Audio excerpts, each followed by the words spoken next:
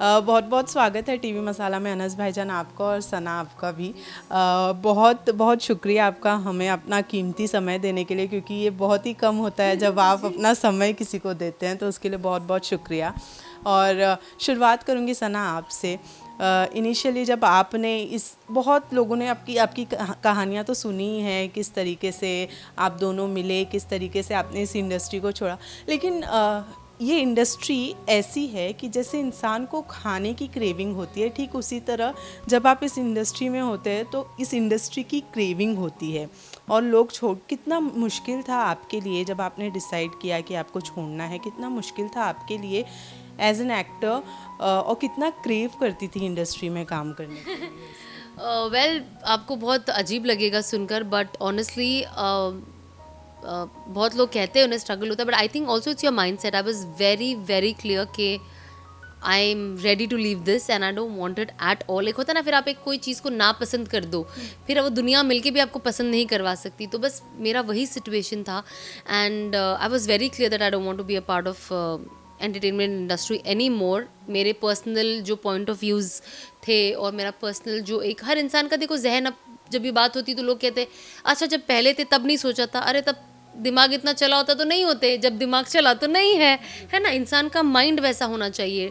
तो I think एक वक्त आया जब मैं बहुत टाइम से एक्चुअली स्ट्रगल कर रही थी टू लीव इंडस्ट्री, बट वो इनकमिंग आउटगोइंग ऐसे आना जाना होता रहता था, फुल्ली कमिटेडली हो नहीं पा रहा था। एंड बस डिसाइड किया, मैंने छोड़ दिया एंड अल्हम्दुलिल्लाह अल्लाह का लाख लाख शुक्र है, मुझे ज़रा भी क्रेविंग ना तब हुई ना अब होती है। और आई फील मैंने अपनी ज़िंदगी का बहुत बेहतरीन डिसीजन लिया है एंड इनफैक्ट अब मैं जहाँ हूँ, ये चीज़ की क्रेविंग मुझे उस वक्त वहाँ होती थी, तो अब वो क्रेविंग को मैं पूरा यहाँ कर रही हूँ। लेकिन इसमें कितना श्रेय अनस जी को जा। 100%, 100% इनको जाता है। बिकॉज आई थिंक इंसान को ना अपनी वैल्यू नहीं पता होती है ना। इंसान को कभी ज़िंदगी में कोई हालात, कोई ठोकर, कोई गिरना, ऐसे जब इंसान की ज़िंदगी में वो सिचुएशंस आते हैं ना, तो इंसान को अपनी ज़िंदगी का, खुद का वैल्यू पता चलता है, खुद का पर्पस पता चलता है। तो आई थिंक ये मुझे अपनी ज़िंदगी का, मेरा खुद का वैल्यू अनस ने मुझे बताया। और मेरी ज़िंदगी में मेरा पर्पस क्या था, मेरा पर्पस यही था, लेकिन मुझे समझ में नहीं आ रहा था कि वो कैसे होगा। तो जब अनस से बात होती थी और जब लॉकडाउन के समय पे मैं बात कर रही हूँ, जब बात होती थी तब मुझे पता चला कि हाँ मुझे यही करना है, जो ये बोल रही यही है। एंड फिर बस। भाईजान आपसे इनकी तरफ से तो हमेशा हमने स्टोरी सुनी ही है आप लोगों की, लेकिन आपने कभी उतना ज़्यादा जिक्र नहीं किया है। आपकी तरफ से मैं जानना चाहूँगी कैसे था ये। बिस्मिल्लाहिर्रहमानिर्रहीम। पहले तो आप सबको मेरा सलाम और बहुत शुक्रिया, आप लोग तशरीफ़ लाएँ। बहुत लंबी कहानी है, लेकिन बस मुख्तसर से ये है कि अल्लाह ताला जब मुक़द्दर कर देता है तो हो जाता है। ना चाहने वाली चीज़ें भी अल्लाह ताला करवा देता है। तो बहरहाल ज़िंदगी में सोचा था कि कोई एक ऐसा काम करेंगे जिससे इंसानियत को फ़ायदा हो, और दुनिया से तो चले ही जाना हर एक को, लोग जा ही रहे हैं, लेकिन ऐसा कुछ करके जाएं कि लोग अच्छे नाम से याद करें और कुछ अच्छा करके जाएं। तो बहरहाल मैं ये समझता हूँ कि मेरी ज़िंदगी में भी बहुत सारी तब्दीली, ठीक है, अल्लाह ताला ने दीन से, इल्म से जोड़ा था, लेकिन सना के आ जाने से बहुत सारी चीज़ों की और समझ आई और मैं सना के लिए खैर बना। मैं ये तो नहीं कह सकता खैर बना, अल्लाह जिसको चाह लेता है उसको दे देता है। असल में हम सबको ये सोचना चाहिए कि अल्लाह ने एक ज़िंदगी दी है, हमें इंसान बनाया है, तो हमें लोगों के लिए खैर के लिए बनाया है कि मैं सारी दुनिया के इंसानों के लिए, मुसलमान के लिए नहीं, सारी दुनिया के इंसानों के लिए मोहब्बत का ज़रिया बनूँ, खैर का ज़रिया बनूँ और उनके काम आऊँ। मेरा किसी के लिए भी काम आ जाना मेरे ऊपर वाले के राज़ी होने के सबब होगा, और फिर जो सबसे बड़ा है कि मेरे दुनिया के काम आसान हो जाएंगे। तो यही एक मकसद है। तो बहरहाल बहुत लंबी जर्नी है, आप लोगों ने काफ़ी जगह सुनी होगी।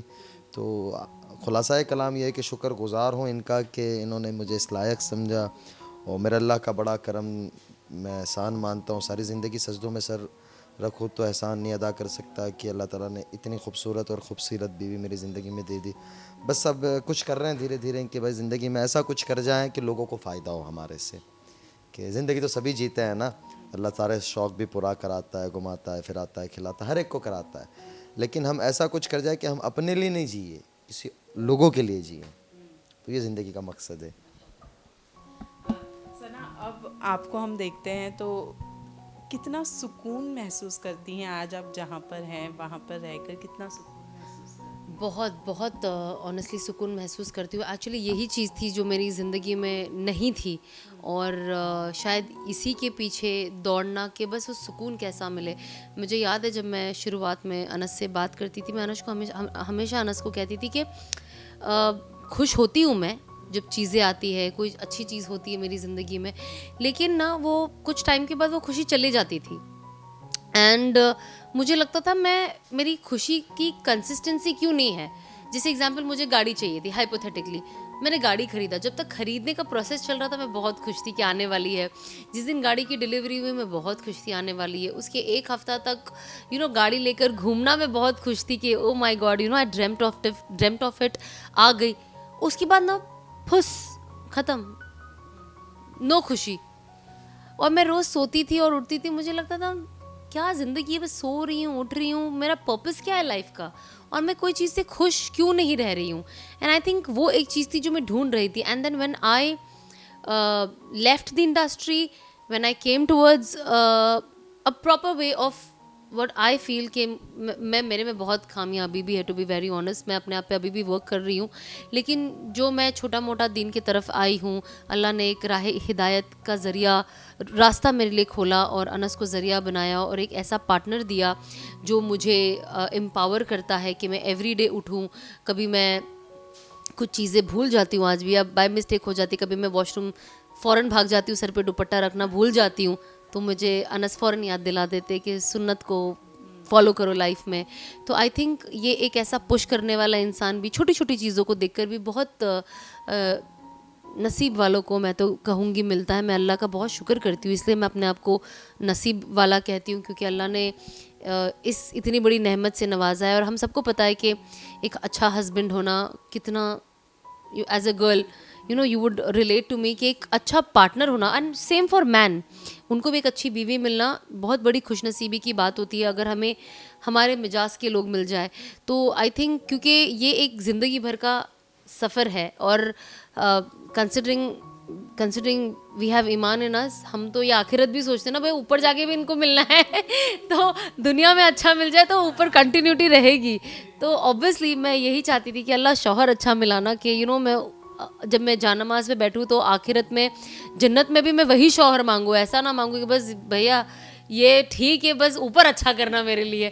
तो मेरी हमेशा दुआ होती थी। And when you have that kind of a man in your life, you feel so full, you feel, आपको लगता है कि अल्लाह ने आपकी पता नहीं कौन सी आपकी अच्छाई देखी होगी कि आपके लिए ये चीज़ को आसान किया। और मैं हमेशा सच कहूँ, मैं हमेशा सबके लिए दुआ करती हूँ कि अल्लाह जो भी है, बस जितनी लड़कियां हैं, जितने लड़के हैं, सबको ना पार्टनर अच्छा मिलाना, क्योंकि ये बहुत आपकी मेंटल हेल्थ के लिए भी बहुत ज़्यादा ज़रूरी है। या अनस भाईजान, आप तो एंटरटेनमेंट इंडस्ट्री से एकदम दूर है, वास्ता भी नहीं है, लेकिन आपको लोगों ने फिर भी बहुत ज़्यादा जज किया है। वैसे एक वाकया है, एक वीडियो काफ़ी ज़्यादा वायरल हुआ था जिसमें आप बाबा सिद्दीकी के इफ्तार पार्टी में गए थे, जहाँ पे तब सना बेबी एक्सपेक्ट कर रही थी और आप उनको लेकर जा रहे थे। हालांकि आप खींच नहीं रहे थे, क्योंकि वहाँ मैं भी थी, मैंने भी देखा है, पर वहाँ पर उस वीडियो में ऐसा लग रहा है कि आप उन्हें खींच कर लेकर जा रहे हैं, जिसकी वजह से लोगों ने आप पर बहुत जजमेंट पास किया है। क्या है उस वीडियो के पीछे की सच्चाई, मैं वो जानना चाहूँगी। आप लोग बहुत होशियार लोग हो, बड़ा याद रखते हो, मैं खुद भूल गया था। पहले तो बाबा भाई का बहुत शुक्रिया, वो बिल्कुल अपनी फैमिली की तरह समझते हैं, हमें हमेशा इज़्ज़त देते हैं।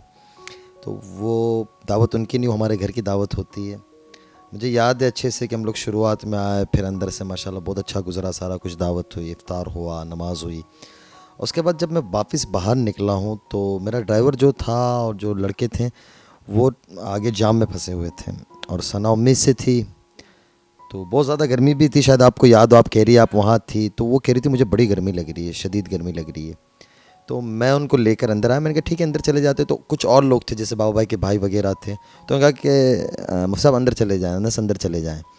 तो मैंने कि मैं ऊपर से जाऊंगा तो दोबारा ऊपर से जाना, ये लोग रुकाएंगे, इसको और दिक्कत होगी, और ऊपर कुछ और लोग भी, तो हम उनका हक क्यों छीने। तो मैं नीचे से जल्दी से लेके ऐसे जा रहा था, इत्तेफाकन मेरा हाथ पकड़ना और थोड़ा सा फास्ट चलना था। और जाहिर सी बात, आप किसी को लेके चलते हो एकदम वो जुमला बोलते हैं कि मेरे सब चला नहीं जा, उसका ये था कि मेरे सब चला नहीं जा, ऑलरेडी थकी हुई थी, काफ़ी लोग मिले थे, काफ़ी मोहब्बत करते हैं लोग, तो बस वो हमारे जिन भी भाई साहब ने उस वीडियो को उठाया था, अल्लाह ताला उन्हें खुशियाँ दे, ज़िंदगी दे, मेरी दुआएं हैं कामयाबी दे। तो बस वो फिर चला और फिर उसके बाद बहुत से लोगों ने उसको सराहा भी, और वो तो दुनिया का एक निज़ाम है कि अगर आपके पीछे 90 लोग अच्छी बात करने वाले हैं तो 10 लोग आपको, ये होना भी चाहिए, 10 लोग ऐसे होने भी चाहिए कि हम तो इतने नेक और इतने अच्छे बंदे नहीं हैं कि हम अपनी नेकी पे जन्नत में जा सकेंगे और अल्लाह को राज़ी कर सकेंगे, तो भले वो बात करते तो उनकी नेकियां हमारे हिस्से में आती है और उनके लिए भी दुआ करनी चाहिए कि हमारे भाई बहन है जो भी है। और दूसरा आपका सवाल था कि मैं इस इंडस्ट्री से नहीं हूँ, लेकिन हम सारे इंसान हैं, इंसान गलती का पुतला है, गलती होती रहती है, मैं कोशिश करता हूँ कि गलती ना हो तो उसको मैं चेंज करूँ, सुधारूँ अपने आप में। और एक बात मैं जो कहूँगा ना, जो सबसे ज़रूरी और अहम बात होगी कि हमें अपनी ज़िंदगी को देखना चाहिए। इंसान है, इंसान से गलतियाँ हो जाती है, कोताहियाँ हो जाती है, लेकिन किसी के बारे में बात करने से पहले 10 दफ़ा सोचें कि ये बात कितनी हकीकत है, कितनी सच है। किसी के बारे में कुछ भी बोल देना, किसी का दिल तोड़ देना, हमारे में तो एक बात कही जाती है कि बैतुल्लाह कितनी बड़ी जगह है, लोग यानी हज़ारों लाखों लोग पूरी दुनिया से उम्रा हज करने जाते हैं। तो मेरे आका मौला सल्लल्लाहु अलैहि वसल्लम ने फरमाया कि बैतुल्लाह काबा तो बड़ी अज़मत वाला है, लेकिन तुझे तोड़ देना छोटा गुनाह है, किसी इंसान का दिल तोड़ देना तुझसे बड़ा गुनाह है, मुसलमान नहीं, इंसान का दिल। तो अल्लाह के यहाँ एक इंसान कितनी बड़ी हैसियत रखता है। तो हम अपनी ज़बान से कुछ भी निकालते, किसी के लिए कुछ भी बोल देते, कुछ भी जुमले बोल देते, इससे बचना चाहिए। अल्लाह मुझे भी इससे बचाएं, आप सबको भी बचाएं। मैं आपको बताती हूँ वाला क्या हुआ था। हम अंदर गए, इफ्तार किया, सब हो गया, नमाजें हो गई, उसके बाद हमने कॉल किया कि अब जाते हैं। तो बाहर गाड़ी बस जो भाई थे वो एक तो ट्रैफिक में वो, क्योंकि वहाँ गाड़ियाँ इतनी सारी होती तो यस, तो वो गाड़ी अटक गई पहला, और दूसरा ये हुआ कि उनका फ़ोन बंद हो गया। तो अनस ने, हम बाहर आके खड़े हो गए थे तो वहाँ पे कूलर था, तो अनस बोले ठीक है फ़ोन नहीं लग रहा पर मैं देखता हूँ, अगर गाड़ी थोड़ा सा मुझे दिखाई देती है तो हम वहाँ तक चले जाते। तो मैंने कहा ठीक है, और मुझे जाना वॉशरूम भी था। तो अब मैं वहाँ खड़ी हूँ, और जब मैं वहाँ खड़ी थी तो क्योंकि वहाँ पे इतने लाइट्स थे, सारे मीडिया वाले वहाँ पे थे और एक पीछे कूलर था, तो जाहिर सी बात है, आप भी जानते हो प्रेगनेंसी में आपको बहुत गर्मी होती है। And considering I was in my 8th month eight that point of time, तो मुझे अचानक से ना बहुत क्लॉस्ट्रोफोबिक फील होने लगे। और वो कभी भी हो जाता है, you know, because you are expecting, आपका वेट इतना बड़ा होता है, आपका 2 बेचारे पैर इतना बड़ा भार लेकर खड़े हैं एंड पूरा बांध के आप हो, तो अंदर से पसीना टप टप हो रहा था। मैं बहुत क्लॉस्ट्रोफोबिक फील कर रही थी। तो मैं एसी के पास खड़ी थी, वहाँ पे ले रही थी, वहाँ पे दोस्त मिल रहे थे, हम पिक्चर्स ले रहे थे। उसके बाद जब अनस आए तो वो कांटेक्ट नहीं हुआ, तो मैंने बोला एक काम करते हैं अनस, हम अंदर, मैं थी वो बोलने वाली, मैंने कहा एक काम करते हैं हम अंदर जाके वापस बैठ जाते हैं, यहाँ नहीं बैठ सकते, क्योंकि फिर बार बार लोग आके पिक्चर ले रहे थे, बैठने भी नहीं हो रहा था। तो मैंने कहा हम अंदर चले जाते। तो अनस बोले ठीक है चलो जाते। मैंने कहा इनको, मैंने बोला एक काम करते हैं ना, नीचे से जाते और फटाफट निकल जाते हैं हम। वो एक इंसान बोलने में फ्लुक हो जाती है ना, बस वही मेरी गलती थी। तो मैंने इनको बोला चलो फटाफट निकल जाते। तो बस वो फटाफट में, बेचारे अनस मेरी बातों में कैरी हुए हुए, जो फटाफट मुझे लिया। फिर बस वहाँ मैं थी और मैंने इनको बोला जल्दी जल्दी जाते, और जब जल्दी जल्दी जाने लगी तो मुझे और गर्मी लगने लगी और मेरी सांस फूलने लगी। तो मैंने इनको बोला मैं तो थक गई। मेरा इनके साथ as a husband wife normal conversation था, पता नहीं ये दूसरी चीज़ें कहाँ से आ गई। तो बस फिर जब मैं देखी उसको, वो इतना वायरल हो चुका था और इतने फ़ोन्स आ रहे थे, यू नो, अनस को उस वक्त हम घर भी नहीं पहुंचे थे, अब तक तो हम बस गाड़ी में ही बैठे थे। मैंने बोला देखो ये क्या हो गया। और फिर बस मैंने वहाँ पे उस पेज पे जाके मैंने लिखा कि ये ऐसा नहीं था, ये ऐसा था। क्योंकि कभी कभी क्या होता है, जो दिखता है कहते हैं ना वो होता नहीं, और जो होता है वो दिखता नहीं है। तो उस वक्त जो हुआ था वो दिख नहीं रहा था, और जो दिख रहा था वो हुआ नहीं था। तो मैंने सोचा कि जाहिर सी बात है वाइफ हूँ, और सिर्फ एज एन वाइफ नहीं, बट जो चीज़ हुई नहीं है, मेरे हस्बैंड पे वो तहमत क्यों लगे कि उन्होंने मेरे साथ ज़्यादती की। और एज ए प्रेग्नेंट लेडी वो समझे नहीं, जबकि 8 महीना मुझे वही संभालते आए हैं, मेरा खाना देखना, मेरा नाश्ता देखना। सुबह में नमाज के लिए जाते हैं जब वो फजर में, तो मेरे लिए यू नो चाय, बन मस्का, ये सब मुझे बहुत क्रेविंग होती थी, तो ये लेके आते थे कि सो जाओ, नारियल पानी पी लो। तो जाहिर सी बात है कि उनकी औलाद है पहली, तो क्यों नहीं ध्यान रखेंगे। उसी बात पर मैं आऊँगी अनस भाई। नए ज़िंदगी में एक नए फेज़ की शुरुआत हुई है। बाप बनने का कितना बड़ा जिम्मेदारी महसूस करते हैं, क्योंकि अब पापा बन गए हैं, एक नया फेज़, एक नई जिम्मेदारी आप पर आ गई है, और उसको कितने अच्छे से निभा रहे हैं। मेरी बहन, आपने बहुत अच्छा सवाल किया, तो इसका जवाब मैं सना और हम दोनों की तरफ से दूंगा। कि पहले तो ये कहूँगा कि अल्लाह ताला का बड़ा शुक्र है, एहसान है कि अल्लाह ताला ने औलाद की नेमत से, बेटा हो या बेटी हो, दोनों अल्लाह की बड़ी नेमत है। तो अल्लाह ने बेटे की नेमत से नवाजा। और दूसरी बात यह है कि जिन लोगों की औलाद नहीं है, जो तमन्नाएं रखते हैं, अल्लाह ताला उन्हें नेक साल औलाद दे। बहरहाल एक बहुत बड़ी ज़िम्मेदारी होती है आपके ऊपर जब औलाद होती है ना। तो ये एक बच्चा बच्चा नहीं होता, या आपका ख़ानदान का फ़र्द नहीं होता, या आपकी नस्ल का हिस्सा नहीं होता, एक माशरे सोसाइटी का एक फ़र्द होता है। अगर बेटी है तो वही कल बेटी किसी की बीवी बनेगी, किसी की माँ बनेगी, किसी की जितने रिश्ते उसके साथ जुड़ेंगे। अगर वो बेटा है तो कल वो किसी का शौहर बनेगा, किसी का भाई बनेगा, किसी का पार्टनर बनेगा, किसी का बाप बनेगा, सोसाइटी का एक हिस्सा बनेगा। तो आप उसकी कैसे तरबियत करते, इसीलिए कहा जाता है ना कि बच्चे की पहली गोद और पहली स्कूल, पहला मदरसा, पहला ट्यूशन, पहला टीचर माँ बाप है। तो आप जैसा करोगे वैसा वो परवान चढ़ेगा। तो हमारे एक बुज़ुर्ग थे, वो कहा करते थे, एक अल्लाह के नेक बंदे थे, कि अगर माँ चाहती है बेटी नेक बन जाए तो पहले माँ नेक बन जाए, और अगर बाप चाहता है कि बेटा नेक बन जाए और अच्छा बन जाए तो बाप नेक बन जाए। तो खैर अपनी ज़िंदगी को समझना भी चाहिए कि अल्लाह ताला ने ये नेमत दी है, तो इसको हम कैसे डेवलप करें और इसको कैसी तरबियत करें। तो बस कोशिश कर रहे हैं। खुशी तो बहुत है जो अल्फाज में अदा नहीं हो सकती, और मेरे रब का बड़ा करम में एहसान है। बहुत प्यारा सा बच्चा अल्लाह ताला ने हमें दिया है। अल्लाह उसे लंबी ज़िंदगी दे, हयात दे, सेहत दे, सलामती दे। तो कोशिश कर रहे हैं कि जितना हो सके उसकी अच्छी से अच्छी तरबियत करेंगे, कि अल्लाह हमें भी ज़िंदगी दे तो हम उसकी अच्छी तरबियत कर पाएँ। बहुत शुक्रिया मेरी बहन। आप बताइए, आपके लिए वो प्रेगनेंसी वाला फेज पूरा कैसा था, और एक माँ बनना कितना कितनी बड़ी जिम्मेदारी वाला काम हो जाता है। वेल मुझे आज भी याद है प्रेगनेंसी का phase.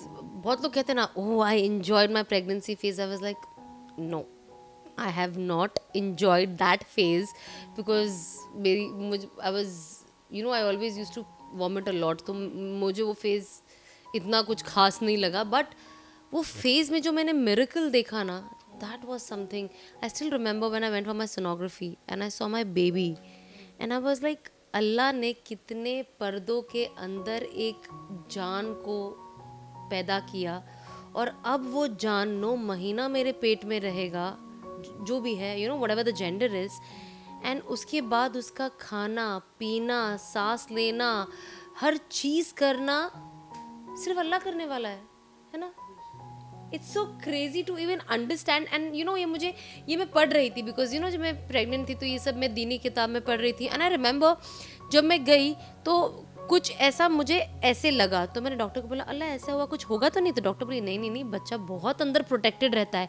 And at that point of time it clicked me कि अल्लाह सुब्हाना व तआला यही तो कहते हैं कि बच्चे को मैंने जो प्रोटेक्शन में अंदर रखा है तो वो मेरे ही प्रोटेक्शन में है। And at that point of time मुझे अभी भी याद है, मैं ना ऐसे नकाब लगा के लेटी हुई थी, और मैं नकाब निकालना मैं भूल गई, कभी कभी फेस पे रह जाता है, याद भी नहीं रहता है। एंड आई रिमेंबर जब मैंने बेबी का हार्ट बीट सुना, oh my God, I cried so much. और मैंने सोचा थैंक गॉड मैंने नकाब नहीं निकाला है, सब मुझे से रोते हुए देखते तो क्या सोचते किसी रोतड़ी बच्ची है ये। तो वो फीलिंग वाज सो ब्यूटिफुल जब वो हाथ पैर बच्चे का दिखाते हैं। एंड वो टाइम पे ऐसा लगता है, अल्लाह ये कब ये वक्त पास होगा और कब ये बच्चा मेरे हाथ में आएगा। मतलब स्पेशली आप 8-9th मंथ में एंटर होते हो तो आपको लगता है बस अल्लाह जल्दी जल्दी अच्छे से बच्चा हाथ में दे दो, बच्चा हाथ में दे दो। And obviously when you are in that moment and when doctor showed me my baby for the very first time, मतलब मैंने अनस को कहा कि अगर मुझे कोई बोलेगा ना मेरी ज़िंदगी में कौन सी चीज़ मैं रिपीट करना चाहूँगी, तो बस वो जो मैंने पहली नज़र मैंने अपनी औलाद को देखी, वो एक ऐसा मोमेंट है कि मैं बयान भी नहीं कर सकती हूँ। मैं जितना कहते हैं ना, शायर शायरी लिखते लिखते थक जाएंगे पर उस चीज़ को बयान नहीं कर पाएंगे जो माँ फील करती है उस बच्चे को पहली बार जब वो फेस देखती है कि ये। I was like that and I was like this is my baby, I am a mother. आप समझ रहे हो? मैंने कहा अब मुझे कोई आंटी बोलेगा तो फ़र्क नहीं पड़ता, अब मैं आंटी मम्मी बन गई ना, अब मैं आंटी हूँ। पहले देवी बोलो, और अब मैं आंटी हूँ बेटा, अब क्या करूँ, मम्मी बन गई हूँ मैं। तो येस, बट इट्स अमेजिंग और मैं हमेशा अल्लाह से कहती थी, अल्लाह मुझे जुड़वा देते, मैं बहुत दुआ करती थी। एंड जब ये मुझे देखते हैं ना, मैं एक के पीछे, अरस प्लीज़ इसको अभी आप लेके गोद में, जुड़वा मांग रही थी तुम अल्लाह से। अल्लाह देखकर ही देता है, जो जैसा होता है उसको वैसे ही देता है। एक की तुम थी इसलिए अल्लाह ने एक दिया, अब अच्छे से प्रैक्टिस करो, हो सकता है दूसरी बार दो हो जाए। मैंने कहा सही बात है, ख्वाहिश तो होती है, लेकिन जब मैंने देखा मैंने बोला वाकई अल्लाह पाक ये पहला मतलब मेरा ट्रेनिंग सेशन है, बिकॉज इट्स टफ बेबी को संभालना। ऑल ऑफ सडन आपकी रातों की नींद जा चुकी है, दिन का भी आपका चैन खो गया है, अब आपकी सारी लाइफ डिपेंड करती है आपकी बेबी पे। कोई मुझे बोलेगा इतने बजे पहुंचना है, सॉरी मैं नहीं आ सकती, मेरे बेबी का सुबह ये मैलिश टाइम है, स्लीपिंग टाइम है, फीडिंग टाइम है, मैं नहीं आ सकती, ये मेरा टाइम है, इसमें आप आ सकते हो तो आ जाना। तो ये सिचुएशन अब ज़िंदगी ऐसी हो गई है कि अब मेरे बच्चे के हिसाब से मैं अपना टाइम टेबल सेट करती हूँ। तो और मुझे अच्छा लगता है, मैं चाहती हूँ मेरा बच्चा अभी से ही मेरी प्रायोरिटी रहे, ताकि आगे भी जो मैं ज़िंदगी में जो भी करूं मैं अपने बच्चे को प्रायोरिटी रख के करूं। बहुत बार होता है हम अपने आप को प्रायोरिटी रखते हैं, फिर आगे के फैसले भी हमारे वैसे ही होते हैं कि नहीं मेरा ये मेरा वो। तो जब आप शुरू से ही बच्चे को आगे रखते हो कि नहीं बच्चे का ये टाइम है, इसका ये मैं टाइम डिस्टर्ब नहीं करूँगी, तो इंशाल्लाह आगे जाके भी फिर आप वैसे ही एज अ मदर आप वही बनते हो। माशाल्लाह उम्रा भी कर दिया है इतनी छोटी सी उम्र में, और उम्रा के टाइम का एक वीडियो भी काफ़ी वायरल हुआ था जहाँ आप भड़क गए थे एयरपोर्ट पे। गुस्सा तो नहीं था, लेकिन बस वो एक होता है ना कि किसी की प्राइवेसी होती है, जब मना किया फिर उतार रहे थे। हाँ, मेरा एक्शन थोड़ा सा एक मोहब्बत वाला था, मैं फ़ौरन उसी से दूसरी सेकंड में मैंने भी बाद में जब उसको देखा तो मैंने कहा ये मेरा चेहरे का रंग ठीक नहीं था। मेरी तबीयत में अल्हम्दुलिल्लाह गुस्सा नहीं है, होना भी नहीं चाहिए, तो मैं सेकेंड ही टाइम में हंस दिया। बहरहाल वो पता नहीं चला, लेकिन बहरहाल गुजारिश ये करूँगा आप सारे मीडिया वाले, हमारे माई बहन हैं, कि अगर कोई प्राइवेसी कह देता है तो उसका ख्याल करना चाहिए। किसी की अपनी प्राइवेसी होती है, कुछ चीज़ें होती है।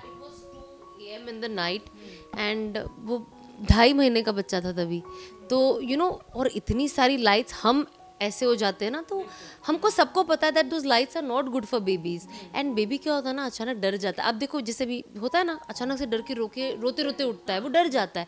और सारे बच्चे, सिर्फ ऐसा नहीं है मेरा, सबके बच्चे ऐसे ही होते हैं। तो हमें वो एक चीज़ ध्यान रखनी चाहिए कि पहले तो बच्चों को ये जो इतने सारे लाइट्स होते हैं वो उनको परेशान करते हैं, सेकेंडली वो डर जाते।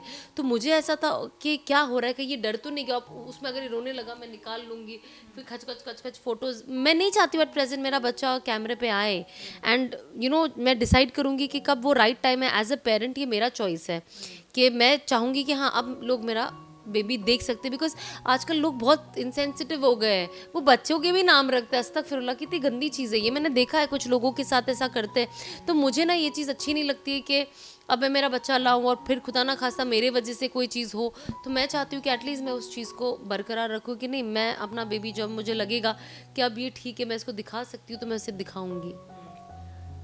एज अ फादर क्या फील करते हैं, मतलब हर बाप की तमन्ना होती है या माँ की तमन्ना होती है कि मेरा बेटा ये बनेगा। जैसे बहन मैंने आपको शुरू में बताया कि अल्लाह की नेमत भी और बहुत कुछ सोच के रखते हैं। बस यही कहूँगा कि अल्लाह ताला उसके मुक़द्दर में जो हो, अल्लाह ताला आला से आला बना। हर बाप यही चाहता, हमारे बाप ने भी यही चाहते हैं और आपके वालिदैन भी, सबके वालिदैन यही चाहते हैं। लेकिन बस कोशिश ये करेंगे, हम दोनों की कोशिश ये होगी कि उसे अच्छा इंसान बनावे, है ना। अल्लाह ताला कहते हैं कि कुछ भी हो लेकिन पहले अच्छे इंसान बनने चाहिए, कि माशरे को, हमारे बच्चा जब माशरे के अंदर सोसाइटी में जाए, उसके फ़र्स्ट दिन स्कूल से, फ़र्स्ट दिन मदरसे से, फ़र्स्ट दिन ट्यूशन से, फ़र्स्ट दिन दोस्तों से लेके वो एक ऐसा अच्छा इंसान हो कि वो लंबी ज़िंदगी के अंदर जाए तो एक अच्छा इंसान बन के जाए। तो बस यही चाहते हैं कि वो अच्छा इंसान बने। ऑफ कोर्स मैं तो चाहूँगी अच्छा इंसान, of course no, there is no doubt about it, but obviously मैं चाहूँगी कि मेरी औलाद दीन और दुनिया दोनों में तरक्की करे। मैं चाहूँगी मेरा बेटा मुफ्ती बने, मैं चाहूँगी मेरा बेटा दुनिया की भी तालीम हासिल करे और दुनिया के लिए भी फ़ायदेमंद हो, कुछ ऐसी चीज़ करके अपने मुल्क को देकर जाए जो हमेशा जब हम नहीं भी रहे, जब हम भी इस दुनिया से चले जाए तो याद हो कि भैया इनके बच्चे ने ये किया है। तो जाहिर सी बात है हर इंसान, हर माँ बाप अपने बच्चे को कामयाब देखना चाहता है। अच्छा इंसान तो ये तो अनडाउट है, ये तो मतलब बेसिक है कि अच्छा इंसान तो बनना है। उसके अलावा अगर आप अच्छे इंसान नहीं हो तो फिर आपका जो पोजीशन है, आपका पैसा है, जो भी रुतबा है, पावर है, कोई मैटर नहीं करता जब आपकी इज्जत नहीं है। तो मैं डेफिनेटली चाहूँगी मेरा बेटा अच्छा इंसान बने, नरम दिल बने, लोगों को माफ़ करने वाला बने, लोगों को हंसाने का ज़रिया बने, लोगों को खुश करने का ज़रिया बने, लोगों को मदद करने का ज़रिया बने और हक पे रहे। कभी मेरा बच्चा दो जन के बीच में अगर उसको एज अ जज बनाया जाए तो वो सही का साथ दे, चाहे गलत उसके जो दोस्त है अगर वो गलत है तो ऐसा ना हो कि वो दोस्त का साथ दे, पर वो सही का साथ दे, चाहे सही आपके ऑपोजिट टीम से क्यों ना हो। तो मैं हमेशा चाहूँगी कि मेरा बच्चा हक पे रहे और सच पे रहे। कभी नहीं कहेगा इंशाल्लाह, वो माहौल ही नहीं देंगे हम। देखो जो हम माहौल बच्चों को देते हैं ना, बच्चे वही करते हैं। जब हमारे घर में जैसे जो अभी मेरी हस्बैंड की तरफ से जो फैमिली है, हम में से इंक्लूडिंग मेरा घर, लॉकडाउन से ही हम में से किसी के घर में टीवी ही नहीं है, ठीक है। तो टीवी नहीं है तो प्लस फोन्स आर ऑल्सो। बात वो कहूँगा कि आपने जो एक सवाल किया ना, एक्टर ठीक है, वो पेशा गलत नहीं है, दुनिया एतबार से मेहनत करते हैं, लेकिन हमें हमारा दीन एक बतलाता है कि माशरे में इंसान को अल्लाह ने क्या ज़िम्मेदारी दी है कि वो ज़िंदगी का ये नहीं है कि भाई ज़िंदगी हंसना खेलना कूदने का नाम है, ज़िंदगी एहसासात का नाम है, ज़िंदगी कुछ कल गुजरने का नाम है, ठीक है, वो भी करते हैं। तो ये जो कह रहे थे ये अपनी बात, ये जज्बाती बहुत ज़्यादा, इसलिए मैं कुछ जगह पे इनको बहरहाल तरबियत का, जैसे मैंने शुरू में कहा कि तरबियत इतनी बेहतरीन होना चाहिए कि वो अच्छा से अच्छा इंसान बने, फिर आगे तो मुक़द्दर है ना। हमने भी कभी नहीं सोचा था कि अल्लाह ताला इस मकाम पे बिठाएगा, इन्होंने भी नहीं सोचा था, आपने भी नहीं सोचा था, भाई साहब ने भी नहीं सोचा था, हमारे माँ बाप ने हमारे पीछे मेहनत की और हमारे मुक़द्दर, तो दोनों चीज़ें साथ चलती, एक मुक़द्दर भी साथ चलता है, एक मेहनत भी साथ चलती है, तो दोनों चीज़ों को साथ लेके चलनी है। लेकिन इस वक्त हमारे ज़िम्मे उसकी तरबियत है और उसको बनाने का टाइम है, तो अभी तो शुरुआत है, तो इंशाल्लाह कोशिश करेंगे कि बेहतर इंसान बनाए। और ये बात आप मुझे 15 साल के बाद पूछिएगा, जब वो 15 साल के वक्त कुछ नज़र आएगा, अल्लाह तुम्हें भी ज़िंदगी दे, अल्लाह मुझे भी ज़िंदगी दे और हम लोग इसी तरीके से सेहत सलामती के साथ हो, तो मैं आपको 15 साल के बाद इसका जवाब दूंगा इंशाल्लाह। सबसे इम्पोर्टेंट कि माँ बाप जब कोई राय रखते तो समझे कि ये, हम भी हमारे माँ बाप की सुनते हैं ना, आज कहते हैं ये नहीं सही है, नहीं करते।